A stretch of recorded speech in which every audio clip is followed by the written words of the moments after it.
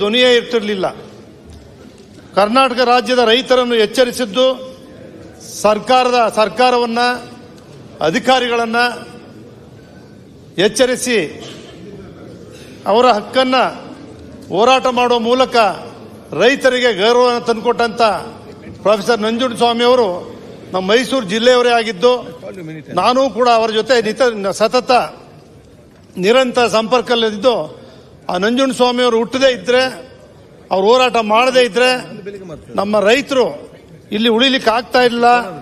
ಅಂತವರ ಹೆಸರಿನಲ್ಲಿ ಮೈಸೂರು ವಿಶ್ವವಿದ್ಯಾಲಯದಲ್ಲಿ ಒಂದು ಪೀಠವನ್ನ ಸ್ಥಾಪನೆ ಮಾಡ್ತೇವೆ ಅಂತೇಳಿ ಬಜೆಟ್ನಲ್ಲಿ ಘೋಷಣೆ ಮಾಡಿರ್ತಕ್ಕಂಥದ್ದಕ್ಕೆ ಸನ್ಮಾನ್ಯ ಮುಖ್ಯಮಂತ್ರಿಗಳನ್ನು ನಾನು ಈ ಸಂದರ್ಭದಲ್ಲಿ ಅಭಿನಂದಿಸ್ತೇನೆ. ಅಧ್ಯಕ್ಷರೇ, ಸನ್ಮಾನ್ಯ ಅಧ್ಯಕ್ಷರೇ, ನೇರವಾಗಿ ರೈತರ ವಿಚಾರವಾಗಿ ಹೇಳಬೇಕು ಅಂತ ಹೇಳಿದ್ರೆ, ರೈತರಿಗೆ ಬೇಕಾದಂಥ ಗೊಬ್ಬರ, ಬೀಜ, ಕೀಟನಾಶಕಗಳು ಮತ್ತು ಕೃಷಿ ಉಪಕರಣಗಳು ಇವೆಲ್ಲವನ್ನು ಕೂಡ ರೈತರಿಗೆ ಸೂಕ್ತವಾದ ಸಂದರ್ಭದಲ್ಲಿ ತಲುಪುವಂತೆ ಮಾಡಬೇಕಾದಂತೂ ಕೃಷಿ ಇಲಾಖೆಯ ಕರ್ತವ್ಯ.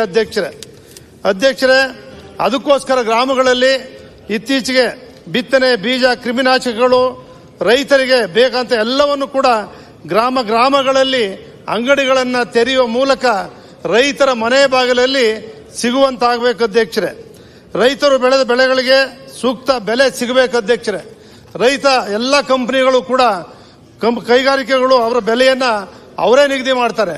ಆದರೆ ರೈತನಿಗೆ ಇಷ್ಟು ವರ್ಷಗಳಾದರೂ ಕೂಡ ಅವನು ಬೆಳೀತಕ್ಕಂಥ ಬೆಳೆಗೆ ಬೆಲೆಯನ್ನ ನಿಗದಿ ಮಾಡ್ತಕ್ಕಂಥ ಅವಕಾಶ ಒದಗಿ ಬಂದಿಲ್ಲ. ಅಧ್ಯಕ್ಷರೇ, ಅದ್ರ ಜೊತೆಗೆ ರೈತರ ಉತ್ಪನ್ನಗಳ ಬೆಂಬಲ ಬೆಲೆ ಒಂದೇ ಅಲ್ಲ, ಮಾರುಕಟ್ಟೆಯಲ್ಲಿ ಬೆಲೆ ಕುಸಿದಾಗ ತ್ವರಿತವಾಗಿ ಸರ್ಕಾರ ಮಧ್ಯ ಪ್ರವೇಶಿಸಬೇಕು. ಆಗ ದಲ್ಲಾಳಿಗಳು, ವ್ಯಾಪಾರಸ್ಥರು ಕೂಡ ಎದುರುತ್ತಾರೆ. ಸರ್ಕಾರ ಮಧ್ಯ ಪ್ರವೇಶಿಸಿದೆ ಎಂದರೆ ದಲ್ಲಾಳಿಗಳಿಗೆ, ವ್ಯಾಪಾರಸ್ಥರಿಗೆ ಭಯ ಹುಟ್ಟುತ್ತದೆ. ಉದಾಹರಣೆಗೆ, ಒಂದು ವಾರದ ಹಿಂದೆ ಈರುಳ್ಳಿ ಬೆಲೆ ಕುಸಿಯಿತು. ಒಂದು ವಾರದಿಂದ ಈರುಳ್ಳಿ ಬೆಲೆ ಕುಸಿದು ಈರುಳ್ಳಿ ಬೆಳೆದಂತ ರೈತರ ಪಾಲು ಕಷ್ಟಕ್ಕೀಡಾದರು.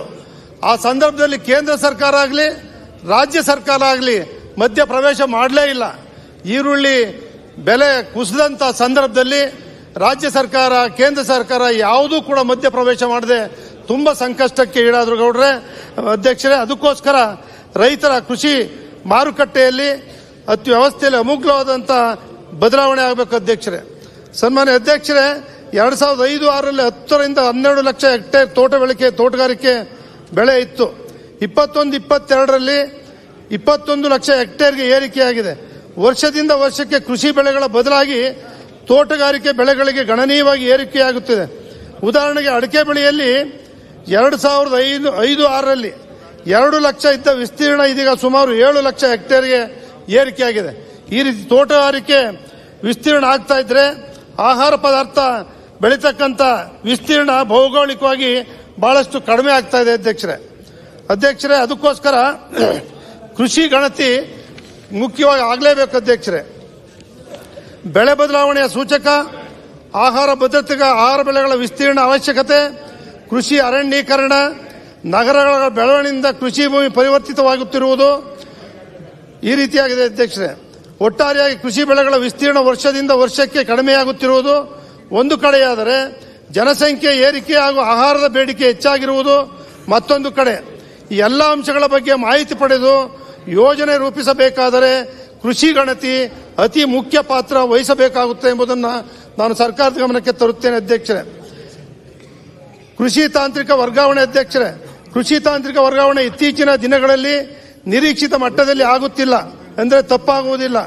ಹಿಂದೆ ಕೃಷಿ ಇಲಾಖೆ ಅಧಿಕಾರಿಗಳು ಪ್ರಾತ್ಯಕ್ಷಿತೆ, ಕ್ಷೇತ್ರೋತ್ಸವ ಎಲ್ಲ ಕಾರ್ಯಕ್ರಮಗಳನ್ನು ಪ್ರತಿಯೊಬ್ಬ ರೈತನ ಸಂಪರ್ಕವನ್ನ ಇಟ್ಕೊಂಡು ಕೃಷಿ ಇಲಾಖೆ ಅಧಿಕಾರಿಗಳು ಎಲ್ಲ ರೈತರನ್ನ ಒಂದ್ ಕಡೆ ಸೇರಿಸಿ ಕ್ಷೇತ್ರೋತ್ಸವವನ್ನು ಮಾಡ್ತಾ ಇದ್ರು. ಅಧ್ಯಕ್ಷರೇ, ನಾನು ಕೂಡ ಆ ಕ್ಷೇತ್ರೋತ್ಸವವನ್ನು ಮಾಡಬೇಕಾದ್ರೆ ಅಂದಿನ ಅಧಿಕಾರಿಗಳು, ನಾನು ಪ್ರಗತಿಪರ ರೈತ ಆಗಬೇಕಾದ್ರೆ ಅಧಿಕಾರಿಗಳು ಬಂದು ನಮ್ಮ ತೋಟದಲ್ಲಿ ಪ್ರತಿಯೊಬ್ಬರು ಕೂಡ ವಾರಕ್ಕೊಂದ್ಸಾರಿ ಭೇಟಿ ಮಾಡಿ ಬೆಳೆಗಳಿಗೆ ಕ್ರಿಮಿನಾಶಕ ಇರಬಹುದು, ಗೊಬ್ಬರ ಆಗ್ತಕ್ಕಂಥದ್ದಿರಬಹುದು, ಹೊಸ ತಳಿಗಳನ್ನ ತಂದು ಇಂಟ್ರೊಡ್ಯೂಸ್ ಮಾಡಿ ನಮಗೆ ಬೆಳೆಸ್ತಾ ಇದ್ರು. ಅಧ್ಯಕ್ಷರೇ, ಆದರೆ ಇವತ್ತು ಅದು ಕಾಣ್ತಾ ಇಲ್ಲ. ಕೃಷಿ ಇಲಾಖೆಯಲ್ಲಿ ಅಧಿಕಾರಿಗಳ ಕೊರತೆ ಇದೆ. ಅಧ್ಯಕ್ಷರೇ, ಇವತ್ತು ರೈತ ಸಂಪರ್ಕ ಕೇಂದ್ರಗಳಲ್ಲಿ ಸರ್ಕಾರದಿಂದ ಕೊಡ್ತಕ್ಕಂಥ ಉಪಕರಣಗಳನ್ನು ಮಾತ್ರ ಕೊಟ್ಕೊಂಡು ಒಬ್ಬರಿಗೋ ಇಬ್ಬರಿಗೋ ರೈತರು ಮಾತ್ರ ಕೊಟ್ಕೊಂಡು ಇದ್ದಾರೆ. ಎಲ್ಲೂ ಕೂಡ ಅಧಿಕಾರಿಗಳು ಹುದ್ದೆ ಇಲ್ಲ ಅಧ್ಯಕ್ಷ. ಇವತ್ತು ರೈತರು ಬಹುತೇಕ ಮೊಬೈಲ್ ಬಳಸ್ತಾರೆ ಅಧ್ಯಕ್ಷ. ಕೃಷಿ ಮತ್ತು ಕೃಷಿಗೆ ಸಂಬಂಧಿಸಿದ ತಂತ್ರಜ್ಞಾನ ಮಾಹಿತಿಯನ್ನ ನೇರವಾಗಿ ಮೊಬೈಲ್ ಮೂಲಕ ರೈತರಿಗೆ ಸುಲಭವಾಗಿ ತಲುಪಿಸಬಹುದು. ಇದಕ್ಕೆ ಸಂಬಂಧಿಸಿದ ಮಾಹಿತಿ ತಂತ್ರಜ್ಞಾನ ತಜ್ಞರನ್ನು ಬಳಸಿಕೊಂಡು ಕ್ರಮ ವಹಿಸಬಹುದು. ಪ್ಯಾರ 34ರಲ್ಲಿ ತಾವು ಡಿಜಿಟಲ್ ಕೃಷಿ ಸೇವಾ ಕೇಂದ್ರ ಸ್ಥಾಪಿಸುವುದಾಗಿ ಹೇಳಿದ್ದೀರಿ. ಆದರೆ ಈವರೆಗೂ ರೈತ ಸಂಪರ್ಕ ಕೇಂದ್ರಗಳಲ್ಲಿ ಕೃಷಿ ಅಧಿಕಾರಿಗಳು ಬಹಳಷ್ಟು ಹುದ್ದೆ ಖಾಲಿ ಇದ್ದು ಪ್ರಸ್ತುತ ಹೊರಗುತ್ತಿಗೆ ಆಧಾರದ ಮೇಲೆ ನೇಮಿಸಿರುವ ಸಿಬ್ಬಂದಿಗಳಿಗೆ ತಾಂತ್ರಿಕತೆ ಕೃಷಿ ಬಗ್ಗೆ ಅನುಭವ ಇಲ್ಲದೆ ಇರ್ತಕ್ಕಂಥವರು ಇವತ್ತು ಕೆಲಸವನ್ನ ಮಾಡ್ತಾ ಇದ್ದಾರೆ ಅಧ್ಯಕ್ಷರೇ. ಕೃಷಿ ಸಚಿವರೇ ಹೇಳ್ತಾರೆ ಅಧ್ಯಕ್ಷರೇ, 60% ಸಿಬ್ಬಂದಿ ಕೊರತೆ ಇದೆ ಅಂತಕ್ಕಂಥದ್ದನ್ನ ಕೃಷಿ ಸಚಿವರ ಹೇಳಿಕೆಯನ್ನು ತಮ್ಮ ಗಮನಕ್ಕೆ ತರಬಯಸುತ್ತೆ ಅಧ್ಯಕ್ಷರೇ.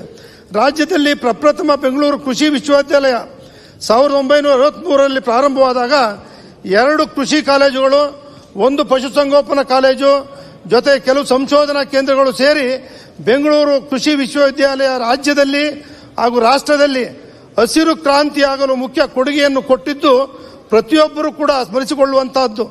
ತದನಂತರ 86ರಿಂದ ಇಲ್ಲಿಯವರೆಗೆ ಒಟ್ಟು 6 ವಿಶ್ವವಿದ್ಯಾಲಯಗಳು ಪ್ರಾರಂಭ ಮಾಡಿದ್ದು ಈ ಎಲ್ಲ ವಿಶ್ವವಿದ್ಯಾಲಯ ವ್ಯಾಪ್ತಿಯಲ್ಲಿ ಈಗ 43 ವಿವಿಧ ಕಾಲೇಜುಗಳು ಪ್ರಾರಂಭವಾಗಿದ್ದಾವೆ ಅಧ್ಯಕ್ಷ. ಉದಾಹರಣೆಗೆ ಹೇಳಬೇಕು ಅಂತ ಹೇಳಿದ್ರೆ ಚಾಮರಾಜನಗರದಲ್ಲೇ ಕೃಷಿ ಕಾಲೇಜ್ ಇದೆ. ಶಾಶ್ವತವಾದಂತ ಅಧಿಕಾರಿಗಳು, ಪರ್ಮನೆಂಟ್ ಅಧಿಕಾರಿಗಳೇ ಇಲ್ಲದೆ ಕಾಲೇಜ್ ನಡೀತಾ ಇದೆ ಅಧ್ಯಕ್ಷರೇ. ವಿಶ್ವವಿದ್ಯಾಲಯಗಳನ್ನೇ ಮುಚ್ಚಬೇಕು ಅಂತ ಹೇಳ್ತಾ ಇರ್ತಕ್ಕಂಥ ಸಂದರ್ಭದಲ್ಲಿ ಕೃಷಿ ಕಾಲೇಜನ್ನು ಕೂಡ ಹೊಸ ಕಾಲೇಜುಗಳ ವಿಶ್ವವಿದ್ಯಾಲಯಗಳನ್ನ ತೆರೆಸ್ತಕ್ಕಂಥ ಎಷ್ಟು ಸರಿ ಅಧ್ಯಕ್ಷರೇ. ಇರತಕ್ಕಂಥ ವಿಶ್ವವಿದ್ಯಾಲಯಗಳಾಗಲಿ ಆ ಕೃಷಿ ಕಾಲೇಜುಗಳನ್ನಾಗಿ ಸಶಕ್ತಗೊಳಿಸ್ತಕ್ಕಂಥದ್ದು ತುಂಬಾ ಅವಶ್ಯಕತೆ ಇದೆ. ಕಾಲೇಜ್ ಮಾಡುವಾಗ ಘೋಷಣೆ ಮಾಡಿಬಿಟ್ಟು ಸಿಬ್ಬಂದಿಗಳೇ ಇಲ್ಲದೆ ವಿಶ್ವವಿದ್ಯಾಲಯ ನಡೆಸ್ತಕ್ಕಂಥ ಹೇಗೆ ಸಾಧ್ಯ? ಇದೆಲ್ಲವನ್ನು ಕೂಡ ನಾವು ನೋಡಬೇಕಾಗಿದೆ ಅಧ್ಯಕ್ಷರೇ. ಸನ್ಮಾನ್ಯ ಅಧ್ಯಕ್ಷರೇ, ಮುಖ್ಯಮಂತ್ರಿಯವ್ರ ಜಿಲ್ಲೆನೇ ಚಾಮರಾಜನಗರ ಜಿಲ್ಲೆ, ಅವರೇ ಪ್ರಾರಂಭ ಮಾಡಿದ್ದಾರೆ. ಅಧಿಕಾರಿಗಳು, ಶಾಶ್ವತವಾದಂತಹ ಅಧಿಕಾರಿಗಳು ಕೂಡ ಅಲ್ಲಿ ಇಲ್ಲ. ಡೀನ್ ಸಹ ನೇಮಕ ಮಾಡಿಲ್ಲ. ಈ ನಿಟ್ಟಿನಲ್ಲಿ ವಾಸ್ತವಾಂಶ ಏನಂದ್ರೆ ಕೂಡಲೇ ಈ ಹುದ್ದೆಗಳನ್ನು ಭರ್ತಿ ಮಾಡಿ ಹಾಲಿ ಇರುವ ವಿಶ್ವವಿದ್ಯಾಲಯಗಳಿಗೆ ಶಕ್ತಿಯುತ ಮಾಡಲು ಕ್ರಮ ಕೈಗೊಳ್ಳಬೇಕಾಗಿ ಸರ್ಕಾರಕ್ಕೆ ಮನವಿ ಮಾಡುತ್ತೇನೆ. ಸನ್ಮಾನ್ಯ ಅಧ್ಯಕ್ಷರೇ, ನಮ್ಮಲ್ಲಿ ದನಗಳು ಎತ್ತುಗಳು ಸಾಕ್ತಕ್ಕಂಥ ಕಡಿಮೆ ಆಗಿದೆ, ನಿಮಗೆ ಗೊತ್ತಿರೋ ರೀತಿ.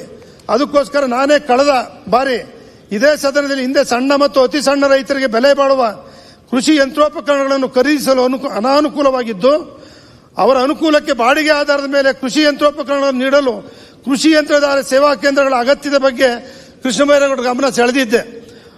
ಅಂದಿನ ಕೃಷಿ ಸಚಿವರಾಗಿದ್ದ ಸನ್ಮಾನ್ಯ ಶ್ರೀ ಕೃಷ್ಣ ಬೈರೇಗೌಡರು ಇಡೀ ರಾಜ್ಯದಲ್ಲಿ ಹಂತವಾಗಿ ಕೃಷಿ ಯಂತ್ರಧಾರ ಸೇವಾ ಕೇಂದ್ರಗಳನ್ನು ಕಸ್ಟಮರ್ ಹೈರಿಂಗ್ ಸೆಂಟರ್ ತೆರೆಯಲು ಹೆಚ್ಚಿನ ಮುತುವರ್ಜಿ ವಹಿಸಿ ನಿಜಕ್ಕೂ ನಾನು ಅವರಿಗೆ ಅಭಿನಂದನೆಗಳನ್ನು ಸಲ್ಲಿಸುತ್ತೇನೆ ಅಧ್ಯಕ್ಷರೇ.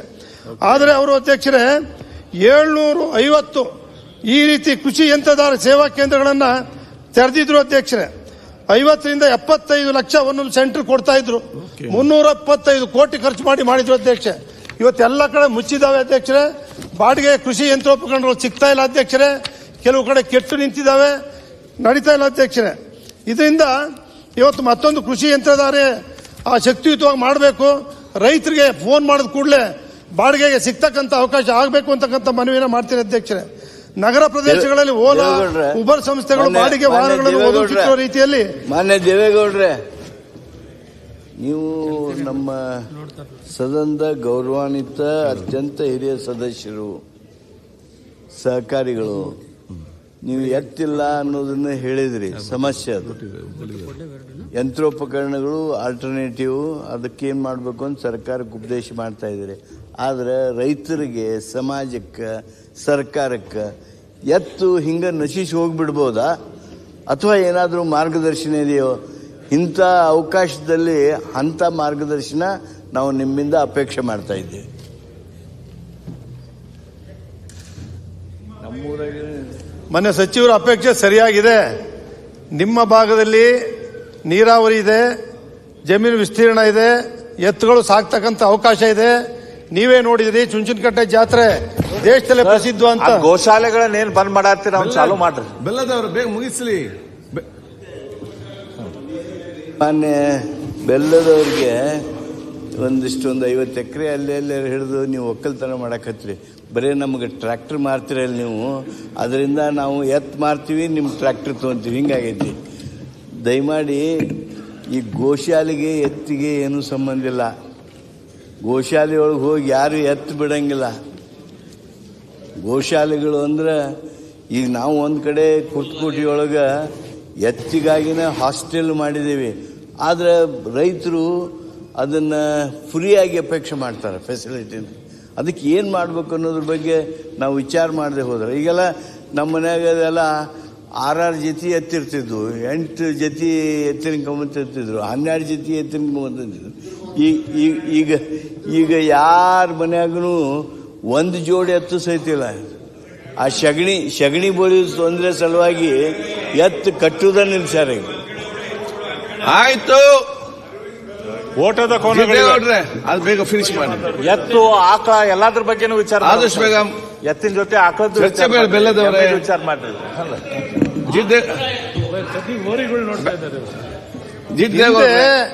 ಹಿಂದೆ ಎತ್ತುಗಳಿಂದಾನೇ ನೀರ್ ಎತ್ತಕ್ಕಂತ ಕೆಲಸನೂ ಕೂಡ ಎತ್ತುಗಳಿಂದಾನೇ ನಾವು ಮಾಡ್ತಾ ಇದ್ದು. ಅದೇನಿಲ್ಲ ಈಗ. ಈಗ ಬೇಕಾಗಿರೋ ರೈತರಿಗೆ ಯಂತ್ರೋಪಕರಣಗಳನ್ನ ಕೊಟ್ಟು ಚೆನ್ನಾಗಿ ನಡೀತಾ ಇದ್ವಿ. ಆದ್ರೆ ನಿಂತೋಗಿದಾವೆ ಅವೆಲ್ಲವೂ ಕೂಡ. ಅದರಿಂದ ಕೃಷಿ ಇಲಾಖೆ ಅದ್ರ ಬಗ್ಗೆ ಹೆಚ್ಚು ರೈತರಿಗೆ ಆ ಸಂಪರ್ಕ ಕೇಂದ್ರಗಳಲ್ಲಿ ಸಿಗುವಂತ ವ್ಯವಸ್ಥೆಯನ್ನು ಕೂಡ ಮಾಡಿಕೊಡ್ಬೇಕು ಅಂತಕ್ಕಂಥದ್ದನ್ನು ಕೂಡ ಈ ಸಂದರ್ಭದಲ್ಲಿ ಹೇಳ್ತೇನೆ ಅಧ್ಯಕ್ಷರೇ. ಅದೇ ರೀತಿ ಸಾವಯವ ಕೃಷಿ ಬಗ್ಗೆ ನಮ್ಮ ಕೇಂದ್ರ ಹಾಗೂ ರಾಜ್ಯ ಸರ್ಕಾರ ಮಟ್ಟದಲ್ಲಿ ಆದ್ಯತೆ ನೀಡಿರುವುದು ಸರಿಯಷ್ಟೇ. ಆದರೆ ಬಹಳ ಹಣ ಖರ್ಚಾದರೂ ಸಹ ನಿರೀಕ್ಷಿತ ಮಟ್ಟದಲ್ಲಿ ಪ್ರಗತಿ ಕಾಣುತ್ತಿಲ್ಲ. ಸಾವಯವ ಕೃಷಿಗೆ ದನದ ಗೊಬ್ಬರ ಬಹಳ ಮುಖ್ಯ. ಆದ್ದರಿಂದ ಗ್ರಾಮೀಣ ಪ್ರದೇಶದಲ್ಲಿ ಹಸುಗಳ ಸಾಕಾಣಿಕೆಗೆ ರೈತರಿಗೆ ಪ್ರೋತ್ಸಾಹ ನೀಡಿ ಅವರು ಉತ್ಪಾದಿಸಿದ ಸಾವಯವ ಉತ್ಪನ್ನಗಳಿಗೆ ಸರಿಯಾದ ಮಾರುಕಟ್ಟೆ ವ್ಯವಸ್ಥೆಯನ್ನು ಕೂಡ ಆಗಬೇಕು. ಜೊತೆಗೆ ಅದ್ರ ಜೊತೆಯಲ್ಲೇ ಸಾವಯವ ಕೃಷಿಯ ಧಾನ್ಯಗಳ ಹೆಸರನ್ನು ಕೂಡ ದುರುಪಯೋಗ ಪಡಿಸ್ಕೊಳ್ತಕ್ಕಂಥದ್ದು ಕೂಡ ನಡೀತಾ ಇದೆ ಅಧ್ಯಕ್ಷರೇ. ಅದರಿಂದ ಕೃಷಿ ಯುವಕರಿಗೆ ತರಬೇತಿ ನೀಡಿ ಸಾವಯವ ಕೃಷಿ ಮಾಡಿ ಉತ್ಪನ್ನಗಳಿಗೆ ಮೌಲ್ಯವರ್ಧನೆ ವ್ಯಾಲ್ಯೂ ಅಡಿಷನ್ ಮಾಡಿ ಮಾರುಕಟ್ಟೆ ಮಾಡಲು ಕೂಡ ಆದ್ಯತೆ ನೀಡಬೇಕು ಅಂತೇಳಿ ನಾನು ಮನವಿ ಮಾಡ್ತೇನೆ ಅಧ್ಯಕ್ಷರೇ. ಅದೇ ರೀತಿ ಕೃಷಿಯಲ್ಲಿ ಕೃಷಿ ಅರಣ್ಯ ಬಹಳ ಮುಖ್ಯವಾದ ಪಾತ್ರ ವಹಿಸುತ್ತದೆ. ರೈತನಿಗೆ ಬೇಕಾದ ಯಾವುದೇ ಮರಗಳನ್ನು ಬೆಳೆಸಲು ಹಾಗೂ ಮಾರಾಟ ಮಾಡಲು ಮುಕ್ತವಾಗಿರಬೇಕು. ಉದಾಹರಣೆಗೆ ತೇಗ ಬೆಳೆದರೆ ರೈತ ಮುಕ್ತವಾಗಿ ಮಾರಾಟ ಮಾಡಲು ಅವಕಾಶ ಇಲ್ಲ. ಅರಣ್ಯ ಇಲಾಖೆ ಅನುಮತಿ ಪಡೆಯಬೇಕು. ಇಂಥ ನಿಬಂಧನೆಗಳನ್ನು ಕೈಬಿಟ್ಟು ರೈತರಿಗೆ ಮುಕ್ತ ಅವಕಾಶ ಮಾಡಿಕೊಡಬೇಕು. ಇದಕ್ಕಾಗಿ ಬೇರೆ ಬೇರೆ ಮಂಡಳಿಗಳು ಇರುವಂತೆ ಟ್ರೀ ಬೋರ್ಡ್ ತೆರೆದು ರೈತರಿಗೆ ಮರಗಳನ್ನು ಬೆಳೆಸಲು ಪ್ರೋತ್ಸಾಹಿಸಬೇಕು. ಜೊತೆಗೆ ಮಾರಾಟ ಮಾಡಲು ಕೂಡ ವ್ಯವಸ್ಥೆಯನ್ನು ಕಲ್ಪಿಸಬೇಕು ಅಂತೇಳಿ ನಾನು ಮನವಿ ಮಾಡ್ತೇನೆ ಅಧ್ಯಕ್ಷ. ಕೃಷಿ ಇಲಾಖೆ ಅದೇ ರೀತಿ ತಮಿಳುನಾಡಲ್ಲಿ, ಆಂಧ್ರ ಪ್ರದೇಶದಲ್ಲಿ ಕೃಷಿ ಇಲಾಖೆ ಕಾರ್ಯದರ್ಶಿಗಳು ಹಾಗೂ ಆಯುಕ್ತರುಗಳನ್ನು ಗ್ರಾಮೀಣ ಪ್ರದೇಶದ ಹಿನ್ನೆಲೆ ಉಳ್ಳ IAS ಅಧಿಕಾರಿಗಳನ್ನು ನೇಮಕ ಮಾಡ್ತಾರೆ. ಏಕೆಂದರೆ ರೈತರ ಅನುಭವ ಅವ್ರಿಗೆ ಇರುತ್ತೆ. ಆದರೆ ನಮ್ಮ ರಾಜ್ಯದಲ್ಲಿ ಕನ್ನಡ ಭಾಷೆಯನ್ನೇ ಬರದೇ ಇರ್ತಕ್ಕಂಥವ್ರು, ಕೃಷಿ ಬಗ್ಗೆ ಗೊತ್ತಿಲ್ಲದೆ ಇರ್ತಕ್ಕಂಥವ್ರು ಇತ್ತೀಚೆಗೆ ನೇಮಕ ಆಗ್ತಾ ಇದ್ದಾರೆ. ಅದು ಆಗಬಾರ್ದು ಅಧ್ಯಕ್ಷರೇ. ಅದ್ರ ಜೊತೆಗೆ ಕೃಷಿ ವಿಶ್ವವಿದ್ಯಾಲಯ, ಇಡೀ ರಾಜ್ಯಕ್ಕೆ ಒಂದೇ ಒಂದು ಕೃಷಿ ವಿಶ್ವವಿದ್ಯಾಲಯ ಇತ್ತು. ಕೃಷಿ, ತೋಟಗಾರಿಕೆ, ಪಶುವೈದ್ಯಕೀಯ, ಪಶುಪಾಲನೆ, ಮೀನುಗಾರಿಕೆ ಸಂಬಂಧಿಸಿದ ಸಂಶೋಧನೆ, ಶಿಕ್ಷಣ ಮತ್ತು ವಿಸ್ತರಣೆ, ರಿಸರ್ಚ್, ಎಜುಕೇಷನ್ ಅಂಡ್ ಎಕ್ಸ್ಟೆನ್ಷನ್ ಮಾಡಲಾಗುತ್ತಿತ್ತು. ಆದರೆ ಈಗ ನನಗೆ ತಿಳಿದಂತೆ ರಾಜ್ಯದಲ್ಲಿ ಕೃಷಿ ವಿಜ್ಞಾನಕ್ಕೆ ಸಂಬಂಧಿಸಿದಂತೆ 7 ವಿಶ್ವವಿದ್ಯಾಲಯಗಳು ಇದಾವೆ. ಈ ವಿಶ್ವವಿದ್ಯಾಲಯಗಳ ಕೊಡುಗೆ ಏನು ಎಂಬುದು ಪ್ರಶ್ನಾರ್ಹ ಅಧ್ಯಕ್ಷರೇ. ರೈತರು ಬಹುತೇಕ ತಳಿಗಳ ತಂತ್ರಜ್ಞಾನ ಸಂರಕ್ಷಣೆ ಖಾಸಗಿ ಕಂಪನಿಗಳ ಬಿಡುಗಡೆ ಆದ ಸಂಶೋಧನೆಯಾಗಿದೆ. ಉದಾಹರಣೆಗೆ ಭತ್ತ, ಮುಸ್ಕಿನಜೋಳ, ತರಕಾರಿ ಇತ್ಯಾದಿ ಅಷ್ಟೇ ಅಲ್ಲ, ಕೃಷಿಯಲ್ಲಿ ಬಳಸುತ್ತಿರುವ ಬಹುತೇಕ ಯಂತ್ರೋಪಕರಣಗಳು ಸಹ ಖಾಸಗಿ ಕಂಪನಿಗಳು ಅಭಿವೃದ್ಧಿಪಡಿಸುತ್ತಿರುವ ತಂತ್ರಜ್ಞಾನವೇ ಹೊರತು ಕೃಷಿ ವಿಶ್ವವಿದ್ಯಾಲಯಗಳಲ್ಲಿ ರೈತರಿಗೆ ಅಳವಡಿಸಬಹುದಾದ ತಂತ್ರಜ್ಞಾನಗಳು ನಿರೀಕ್ಷಿತ ಮಟ್ಟದಲ್ಲಿ ಆಗುತ್ತಿಲ್ಲ. ಇದನ್ನ ಕೃಷಿ ತಜ್ಞರಿದ್ದಾರೆ, ಆದರೂ ಕೂಡ ಆಗ್ತಾ ಇಲ್ಲ. ಆದರೂ ಕೂಡ ಅಲ್ಲಿ ಸರಿಯಾದಂಥ ಅಧಿಕಾರಿಗಳು ಇಲ್ಲದೆ ಈ ರೀತಿ ಆಗ್ತಾ ಇದೆ ಕೂಡ ತಮ್ಮ ಗಮನಕ್ಕೆ ತರುತ್ತೇನೆ ಅಧ್ಯಕ್ಷರೇ. ರೈತರ ಕಲ್ಯಾಣ ನಿಧಿ ಸ್ಥಾಪಿಸಬೇಕು ಅಧ್ಯಕ್ಷರೇ. ಅಧ್ಯಕ್ಷರೇ, ರೈತರ ನಿಧಿ ಸ್ಥಾಪಿಸುವ ಅಗತ್ಯ. ರೈತರು ಅಪಘಾತಕ್ಕೆ ಈಡಾದ ಸಂದರ್ಭದಲ್ಲಿ ರೈತರ ಮಕ್ಕಳ ವಿದ್ಯಾಭ್ಯಾಸಕ್ಕಾಗಿ ಅಥವಾ ಮದುವೆ ಮಾಡಲು, ವೈದ್ಯಕೀಯ ವೆಚ್ಚ ಭರಿಸಲು, ಸುಲಭ ಬಡ್ಡಿದರ ಸಾಲ ಅಥವಾ ಸಹಾಯ ನೀಡಲು ಈ ನಿಧಿಯನ್ನು ಬಳಸಿಕೊಳ್ಳಬಹುದಾಗಿದೆ. ಮುಂದುವರಿದು ಇದಕ್ಕೆ ಪ್ರತ್ಯೇಕವಾದ ಲೆಕ್ಕ ಶೀರ್ಷಿಕೆಯನ್ನು ನೀಡಿ ಈ ನಿಧಿಗೆ ವಂತಿಗೆ ನೀಡುವಂತಹ ಅನುದಾನ ನೀಡುವ ವ್ಯಕ್ತಿ ಅಥವಾ ಸಂಸ್ಥೆಗಳಿಗೆ ಆದಾಯ ತೆರುವ ATG ಅಡಿಯಲ್ಲಿ ವಿನಾಯಿತಿ ನೀಡಲು ಕೂಡ ಅವಕಾಶ ಕಲ್ಪಿಸಬೇಕು ಅಧ್ಯಕ್ಷರೇ. ಅದೇ ರೀತಿ ಕೋಲ್ಡ್ ಸ್ಟೋರೇಜ್ಗಳು ಕೂಡ APMCಗಳಲ್ಲಿ ಆಗಬೇಕು. ಜೊತೆಗೆ APMCಗಳಲ್ಲಿ ನೂತನ ಕಾಯ್ದೆ ತಂದಿದ್ದಾರೆ ಅಧ್ಯಕ್ಷರೇ. ನಾನಾದ್ರೂ ಕೂಡ ಹೇಳ್ತೇನೆ ಅಧ್ಯಕ್ಷರೇ, APMCಗಳಿದ್ದಾವೆ. Okay. ರೈತರ ಜಮೀನು ಬೆಳೀತಕ್ಕಂಥ ತರಕಾರಿ ಇರ್ಬೋದು, ಯಾವುದೇ ಬೆಳೆಗಳು ಇರ್ಬೋದು, ದೂರವಾಣಿ ಮಾಡಿದ್ರೆ ಅಲ್ಲಿಂದ ಬಂದು ರೈತನ ಜಮೀನಿಗೆ ವಾಹನಗಳನ್ನು ವ್ಯವಸ್ಥೆಯನ್ನು ಮಾಡಿ ಮಾರುಕಟ್ಟೆಗೆ ಕರ್ತರ್ತಕ್ಕಂಥ ಕೆಲಸವನ್ನ APMCಗಳು ಮಾಡಬೇಕು ಅಂತೇಳಿ ತಮ್ಮಲ್ಲಿ ಮನವಿಯನ್ನು ಮಾಡ್ತೇನೆ ಅಧ್ಯಕ್ಷರೇ. ಕೃಷಿ ಯಂತ್ರೋಪಕರಣಗಳಿಗೆ ಸಬ್ಸಿಡಿಯನ್ನ 1 ಲಕ್ಷ ಕೊಡ್ತಾ ಇದ್ದಾರೆ ಅಧ್ಯಕ್ಷೆ. ಅದು ಸಾಲದಿಲ್ಲ, ಅದು 2 ಲಕ್ಷ ರೂಪಾಯಿ ಮಾಡಬೇಕು. ಬೆಲೆ ಜಾಸ್ತಿ ಆಗಿದೆ ಅಂತಕ್ಕಂಥದ್ದನ್ನು ಕೂಡ ಈ ಸಂದರ್ಭ ಹೇಳ್ತೇನೆ. ಕೃಷಿ ಯಾಂತ್ರೀಕರಣ ಕಾರ್ಯಕ್ರಮ 428 ಕೋಟಿ ಅನುದಾನ ಕಲ್ಪಿಸ್ತೇವೆ ಅಂತ ಹೇಳಿದ್ದಾರೆ.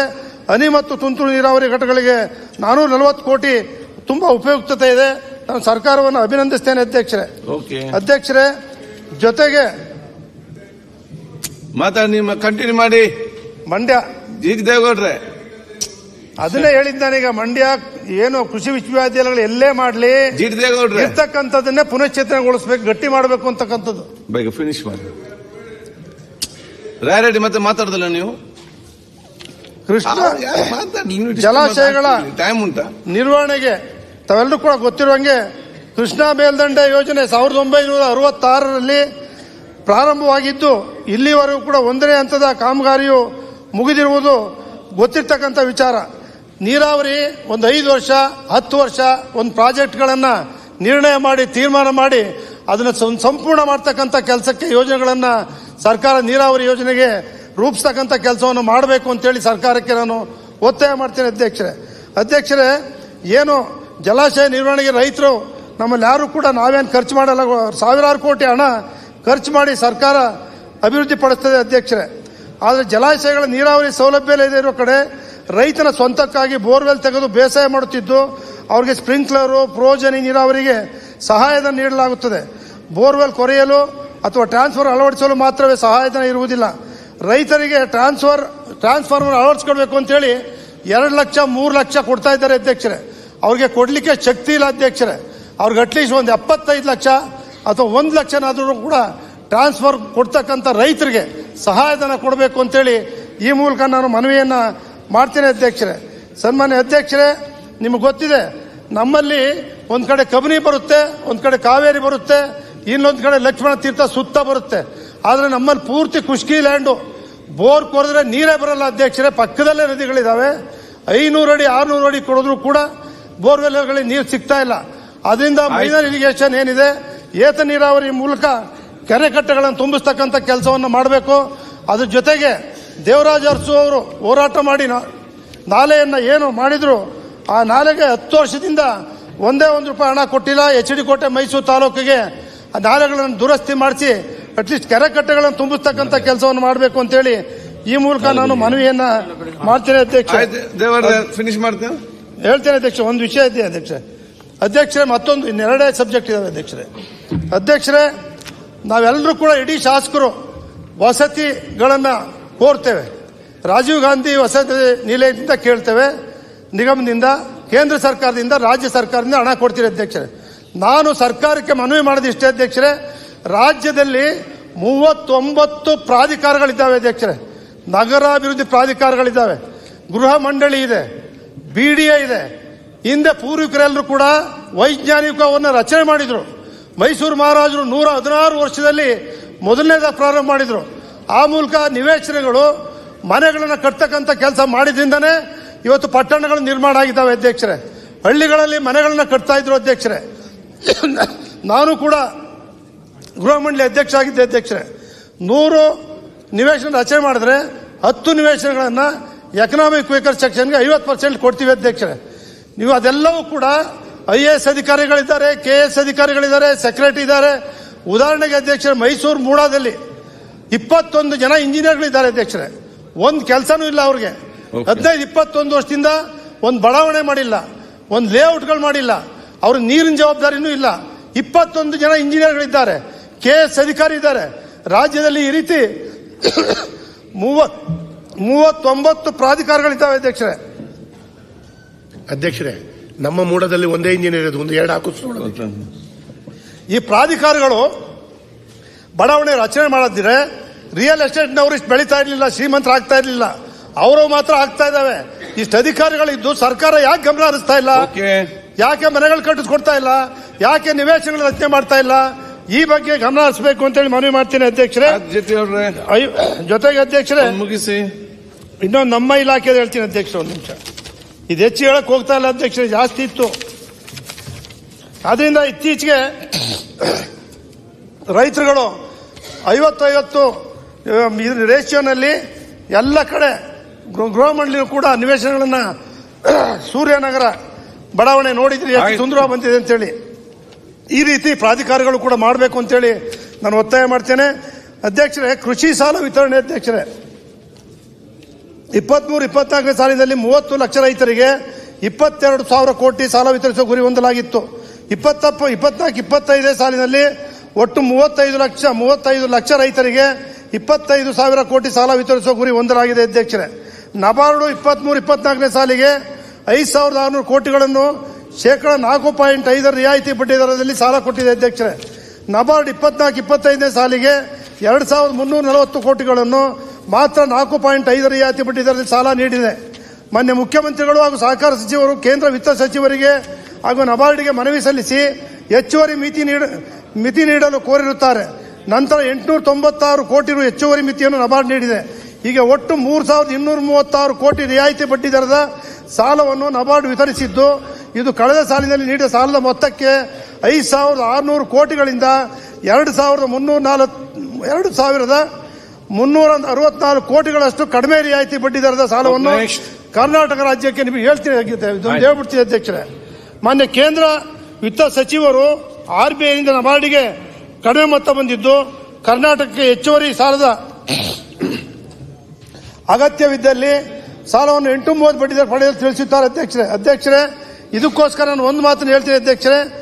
ಕೇಂದ್ರ ಸರ್ಕಾರವು ಕೂಡ ರಾಜ್ಯ ಸರ್ಕಾರ ರೈತರಿಗೆ ಶೂನ್ಯ ಬಡ್ಡಿ ದರದ ಅಲ್ಪಾವಧಿ ಸಾಲವನ್ನು 5 ಲಕ್ಷವರೆಗೆ ನೀಡ್ತಾ ಇದೆ ಅಧ್ಯಕ್ಷರೇ.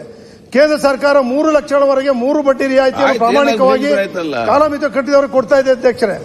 ನಬಾರ್ಡ್ ನೀಡುವ ರಿಯಾಯಿತಿ ಬಡ್ಡಿ ದರ ಸಾಲವನ್ನು ಹೊರತುಪಡಿಸಿ ಸ್ವಂತ ಬಂಡವಾಳದಲ್ಲಿ ನೀಡಿದ ಸಾಲಕ್ಕೆ 1.5% ಬಡ್ಡಿ ರಿಯಾಯಿತಿಯನ್ನು ಕೇಂದ್ರ ಸರ್ಕಾರ ನೀಡುತ್ತಿದೆ. ರಾಜ್ಯ ಸರ್ಕಾರ ಒಟ್ಟು 6% ಬಡ್ಡಿ ರಿಯಾಯಿತಿ ನೀಡುತ್ತಿದ್ದು, ಇದರಿಂದ ಫ್ಯಾಕ್ಸ್ಗಳು DCC ಬ್ಯಾಂಕ್ಗಳು 6% ಕೊಟ್ಟರೆ ಉಳಿಯೋದೇ ಇಲ್ಲ. ಇಷ್ಟು ಸಾಲ ಕೊಡ್ತಕ್ಕಂಥದ್ದು ಕೂಡ ಅವಕಾಶ ಆಗೋದಿಲ್ಲ. ಅದರಿಂದ ರಾಜ್ಯ ಸರ್ಕಾರವು 35 ಲಕ್ಷ ರೈತರಿಗೆ ಸಾಲ ನೀಡುವ ಗುರಿ ಹೊಂದಿದ್ದು, ನಬಾರ್ಡ್ನಿಂದ ಅಲ್ಪಾವಧಿ, ಮಧ್ಯಮಾವಧಿ ಮತ್ತು ದೀರ್ಘಾವಧಿ ಸಾಲಕ್ಕೆ ಒಟ್ಟು 4,500 ಕೋಟಿಗಳಷ್ಟು ಮಾತ್ರ ಸಾಲ ದೊರಕುತ್ತಿದ್ದು, ಉಳಿದ ಮೊತ್ತವನ್ನು ಫ್ಯಾಕ್ಸ್, ಅಪೆಕ್ಸ್ ಮತ್ತು DC ಬ್ಯಾಂಕ್ಗಳು ಸಾರ್ವಜನಿಕ ಸಂಸ್ಥೆ ಠೇವಣಿ ಹಣದಲ್ಲಿ ನೀಡಬೇಕಾದ ಅನಿವಾರ್ಯತೆ ಒದಗಿದೆ. ಇದರಿಂದ ರಾಜ್ಯ ಸರ್ಕಾರ ನೀಡಿರುವ ಬಡ್ಡಿ ರಿಯಾಯಿತಿಯನ್ನು 6ರಿಂದ 7%, 7.5% ಆಯ್ತು ಮಾತಾಡಿ ರಿಯಾಯಿತಿ ಆಗೋಯ್ತು. 7.5% ಅನ್ನ ರಾಜ್ಯ ಸರ್ಕಾರ ಕೊಟ್ಟರೆ ಮಾತ್ರ ಸಾಲವನ್ನು ಕೊಡಲಿಕ್ಕೆ ಸಾಧ್ಯ ಆಗ್ತದೆ ಅಂತಕ್ಕಂಥ ವಿಚಾರವನ್ನ ಈ ಸಂದರ್ಭ ಜೊತೆಗೆ ಸರ್ಕಾರದ ವಾಣಿಜ್ಯ ಬ್ಯಾಂಕ್ಗಳು ಏನ್ ಠೇವಣಿ ಇಡ್ತಾ ಇದ್ದಾರೆ, ನಮ್ಮ ಸರ್ಕಾರ ಒಂದು 50% ಕೂಡ DCC ಬ್ಯಾಂಕು, ಅಪೆಕ್ಸ್ ಬ್ಯಾಂಕ್ಗಳಲ್ಲಿ ಠೇವಣಿ ಇಡಬೇಕು ಅಂತ ಹೇಳಿ ಮನವಿ ಮಾಡ್ತಾ ಅಧ್ಯಕ್ಷರೇ. ಆಯ್ತು, ಇನ್ನು ಒಂದೇ ಒಂದು ಅಧ್ಯಕ್ಷರೇ ಮುಗಿಸ್ಬಿಡ್ತೀನಿ, 2 ನಿಮಿಷ ಅಧ್ಯಕ್ಷರೇ. ಸಹಕಾರ ಚಳುವಳಿ ನಮ್ಮ ಮಹಾರಾಷ್ಟ್ರ, ಗುಜರಾತ್ 2ನೇ ಸ್ಥಾನದಲ್ಲಿ, ನಾವು 3ನೇ ಸ್ಥಾನದಲ್ಲಿ ಇದ್ದೇವೆ. 46,000 ಸಹಕಾರ ಸಂಘಗಳಿದ್ದು ಅಧ್ಯಕ್ಷರೇ. 2,62 ಕೋಟಿ ಸದಸ್ಯತ್ವ ಇದೆ. 100ರಷ್ಟು ಗ್ರಾಮಗಳು ಸಹಕಾರ ಸಂಘಗಳ ವ್ಯಾಪ್ತಿಗೆ ಒಳಪಟ್ಟಿದೆ. 24,382 ಕೋಟಿ 32 ಕೋಟಿ ಷೇರು ಬಂಡವಾಳ ಇದ್ದು, 20,98 ಕೋಟಿ ಸಹಕಾರ ಸಂಘಗಳಲ್ಲಿ 4,04,770 ಕೋಟಿ ದುಡಿಯೋ ಬಂಡವಾಳ ಇದೆ. 1,66,801 ಕೋಟಿ ಠೇವಣಿ ಇದೆ ಅಧ್ಯಕ್ಷರೇ. ಇಲ್ಲಿ ನಮ್ಮ ಮಹಾಮಂಡಲದಲ್ಲಿ 30 ಜಿಲ್ಲಾ ಸಹಕಾರಿ 8 ಸಹಕಾರಿ ಕೇಂದ್ರ, ತರಬೇತಿ ಕೇಂದ್ರ ಇದ್ದಾವೆ. ಪ್ರತಿ ವರ್ಷ 50,000 ಜನಕ್ಕೆ ತರಬೇತಿ ನೀಡ್ತಾ ಇದೆ. ಇಲ್ಲಿ ಏನಾಗಬೇಕು ಅಂತ ಹೇಳಿದ್ರೆ ಅಧ್ಯಕ್ಷರೇ, ನಾನು ಒಂದೇ ಮಾತು ಕೇಳ್ತಕ್ಕಂಥದ್ದು, ರಾಜ್ಯದಲ್ಲಿನ ಸಹಕಾರ ಸಂಘಗಳಲ್ಲಿ ಅಂದಾಜು 1,50,000 ಅಧಿಕಾರಿಗಳು, ಸಿಬ್ಬಂದಿ ಕಾರ್ಯನಿರ್ವಹಿಸ್ತಾ ಇದ್ದಾರೆ. ಆದರೆ ಸಹಕಾರ ಸಂಘಗಳು ಉತ್ತಮವಾಗಿ ಕಾರ್ಯನಿರ್ವಹಿಸಿ ಆರ್ಥಿಕವಾಗಿ ಅಭಿವೃದ್ಧಿ ಹೊಂದಲು ಈ ಕ್ಷೇತ್ರದಲ್ಲಿ ಕಾರ್ಯನಿರ್ವಹಿಸುವ ಅಧಿಕಾರಿ ಸಿಬ್ಬಂದಿಗಳಿಗೆ ಸಹಕಾರ ಕ್ಷೇತ್ರದ ಪರಿಣಿತಿ ಹೊಂದಿದಲ್ಲಿ ಮಾತ್ರ ಸಾಧ್ಯವಾಗುತ್ತದೆ. ಆದ್ದರಿಂದ ವೈದ್ಯಕೀಯ ಕ್ಷೇತ್ರದಲ್ಲಿ ಕಾರ್ಯನಿರ್ವಹಿಸಲು ವೈದ್ಯಕೀಯ ಪದವಿ, ವಕೀಲರಾಗಿ ಕಾರ್ಯನಿರ್ವಹಿಸಲು ಕಾನೂನು ಪದವಿ, ಇಂಜಿನಿಯರ್ಗಳಿಗೆ ಇಂಜಿನಿಯರಿಂಗ್ ಪದವಿ ಹೀಗೆ ಯಾಕೆ ಕಡ್ಡಾಯವಾಗಿತ್ತು, ಅದೇ ರೀತಿ ಸಹಕಾರ ಕ್ಷೇತ್ರದಲ್ಲಿ ಕಾರ್ಯನಿರ್ವಹಿಸುವ ಸಿಬ್ಬಂದಿಗಳಿಗೆ ಸಹಕಾರಿ ಪದವಿ DC ಕೋರ್ಸ್ ಕಡ್ಡಾಯಗೊಳಿಸಿ ಅವರಿಗೆ ಈ ಒಂದು ಸಹಕಾರ ನಿಯಮ 1960 ನಿಯಮ 18ಕ್ಕೆ ಸೂಕ್ತ ತಿದ್ದುಪಡಿ ಮಾಡಿ 1960 ನಿಯಮಕ್ಕೆ 18ಕ್ಕೆ ಸೂಕ್ತ ತಿದ್ದುಪಡಿ ತಂದು ಸಂದರ್ಶನಕ್ಕೆ ನಿಗದಿಪಡಿಸಿರುವ 15 ಅಂಕಗಳಲ್ಲಿ ಕನಿಷ್ಠ 3 ಅಂಕಗಳನ್ನು ಮೇಲ್ಕಂಡ ಸಹಕಾರ ಕ್ಷೇತ್ರದಲ್ಲಿ ಕೆಲಸ ಮಾಡ್ತಕ್ಕಂಥವ್ರಿಗೆ ಅವಕಾಶ ಮಾಡಿಕೊಡ್ಬೇಕು ಅಂತೇಳಿ ಸರ್ಕಾರವನ್ನು ಒತ್ತಾಯ ಮಾಡಿಸಿ ನನ್ನ ಮಾತನ್ನು ಧೀರಜ್ ಮುನ್ನ ಬೇಗ. ಮುಗಿಸ್ತೇನೆ. ನಮಸ್ಕಾರ ಅಧ್ಯಕ್ಷರೇ. ಈಗ ಧೀರಜ್ ಮುನ್ನ ಮಾತಾಡ್ತಾರೆ. ಆಯ್ತು, ಆದಷ್ಟು ಯಾಕೆ ಕೊಡ್ತಂತ ಹೇಳಿದ್ರೆ ಪಾಪ ನಿನ್ನೆ ಲಾಸ್ಟ್ ಓದದ ಅವನೇ, ಲಾಸ್ಟ್ ಒನ್ ಟು ಗೋ ಅಷ್ಟೇ. ಮಾನ್ಯ ಎಲ್ಲರಿಗೂ ಕೊಡ್ತೇನೆ ನಾನು. ನೆಕ್ಸ್ಟ್ ಯಾರು? ಎಂ.ಐ. ಪಾಟೀಲ್ ಇದ್ದಾರೆ, ಸುರೇಶ್ ಇದ್ದಾರೆ, ರಾಮಮೂರ್ತಿ ಇದ್ದಾರೆ, ಉಮನಾಥ್ ಪಟೇಲ್ ಇದ್ದಾರೆ, ಮಂತರಗೌಡ, ಶ್ರೀನಿವಾಸ್, ತುರ್ವಿಯಾಲ್, ಅಶೋಕ್ ರೈ ಇವರೆಲ್ಲ ಇದ್ದಾರೆ. ಈಗ ಮಾತಾಡಿ ನೀವು ವಿಘ್ನೇಶ್. ಸರ್ ನಮ್ದು ಇವತ್ತು ಮಾನ್ಯ ಅಧ್ಯಕ್ಷರೇ, ನಮ್ದು ಇವತ್ತು ಕೊಡ್ತೀರ ಇವತ್ತೇ ಇದಾದ್ಮೇಲೆ ನಾಳೆ ಬೇಕಾ? ಮಾನ್ಯ ಅಧ್ಯಕ್ಷ 5 ನಿಮಿಷ. ಮಾನ್ಯ ಅಧ್ಯಕ್ಷ ಈಗ ಮಾತಾಡ್ತೀವಿ. ಅಲ್ಲ ಈಗ ಅವ್ರದ್ದಾಗಿ ಧೀರಜ್ ಆಗ್ಲಿ ಹೇಳಿ. ಮಾನ್ಯ ಅಧ್ಯಕ್ಷ 5 ನಿಮಿಷ. ಮಾನ್ಯ ಅಧ್ಯಕ್ಷ ಕೋನ್ ರೆಡ್ಡಿ ಅವ್ರು ಕೋಟಕ್ಕೆ ಬಂದ್ರೆ ಮಾತಾಡ್ಬೇಕಂತ. ಮಾನ್ಯ ಅಧ್ಯಕ್ಷರೇ ಒಂದೇ ಒಂದು ಸಭಾಧ್ಯಕ್ಷರೇ. ಅಧ್ಯಕ್ಷ ಒಂದೇ 5 ಒಂದು ನಿಮಿಷ ನನ್ನ ಕ್ಷೇತ್ರದ ಒಂದು ಬಿಟ್ಬಿಟ್ಟೆ, ಒಂದೇ ಒಂದು ಸಾರಿ. ಅಧ್ಯಕ್ಷ ಒಂದೇ ಒಂದು. ಮಾತಾಡೋಣ. ಅಧ್ಯಕ್ಷರೇ, ನನ್ನ ಕ್ಷೇತ್ರದ 18 ಪಂಚಾಯತಿ, ಒಂದು ನಗರಸಭೆ, 4 ಪಟ್ಟಣ ಪಂಚಾಯತಿ, 4 ಪಟ್ಟಣ ಪಂಚಾಯತಿಗಳಿದ್ದಾವೆ ಅಧ್ಯಕ್ಷರೇ. ಒಂದು ಇಂಜಿನಿಯರ್ಗಳಿಲ್ಲ ಅಧ್ಯಕ್ಷರೇ. ಈ ಒಂದೇ ಒಂದು ಇಂಜಿನಿಯರ್ಗಳು ಇಲ್ಲ ಅಧ್ಯಕ್ಷರೇ. ಹೆಂಗ್ ಕೆಲಸ ಮಾಡಬೇಕು ಅಧ್ಯಕ್ಷರೇ? ರೈಟಿಂಗ್ ಅಲ್ಲಿ ಕೊಡಿ, ಮನಸ್ಸು ಕೊಡುವ. ಸರ್ಕಾರ ಕೂಡಲೇ ಒಂದೊಂದು ಇಂಜಿನಿಯರ್ಗಳನ್ನಾದ್ರೂ ಕೂಡ ಆಯ್ತು. ನಿವೃತ್ತಿ ಆದ್ರೆ ನೇಮಕ ಮಾಡ್ಕೊತಿದ್ದೋ, ಅದನ್ನು ಇಲ್ದಂಗೆ ಮಾಡ್ಬಿಟ್ಟಿದ್ದಾರೆ, ಕಾನೂನು ಇಲ್ಲ ಅಂತ. ಆಯ್ತು ಧೀರಜ್. ಮಾನ್ಯ ಅಧ್ಯಕ್ಷ 5 ನಿಮಿಷ. ಸೀನಿಯರ್ಸ್ ಎಲ್ಲರಿಗೂ ಕೂಡ ಇದೆ. ಬಸವರಾಜ ರಾಯರೆಡ್ಡಿ, ನೀವು, ನರೇಂದ್ರ ಸ್ವಾಮಿ ಅಧ್ಯಕ್ಷರೇ, ಮತ್ತು ನಮ್ಮ ಕಾನ್ರಾಡ್ ಇವರೆಲ್ಲ. ಅಧ್ಯಕ್ಷರು ನಮ್ದು ಮಾನ್ಯ ಅವರಿಗೆ ನಾಳೆ ಏನ್ ಮಾಡ್ಲಿ ಈಗ? ಅಧ್ಯಕ್ಷ ನಿನ್ನಿಂದ ಕೊಟ್ಟಿಲ್ಲ ಅಧ್ಯಕ್ಷರು, ನಿನ್ನಿಂದ ಸಭಾಧ್ಯಕ್ಷರೇ. ಸೀನಿಯರ್ಸ್ ಎಲ್ಲ ನಾಳೆ ಕೊಡಿದ್ದಾರೆ. ಕೂತ್ಕೊಳ್ಳಿ ಧೀರಜ್ ಸರ್, ಮಾತಾಡಿ. 2 ನಿಮಿಷ ಮಾತಾಡ್ತೀನಿ. ರೈಟ್. ಅಧ್ಯಕ್ಷರೇ, ಮಾನ್ಯ ಸಭಾಧ್ಯಕ್ಷರು 2025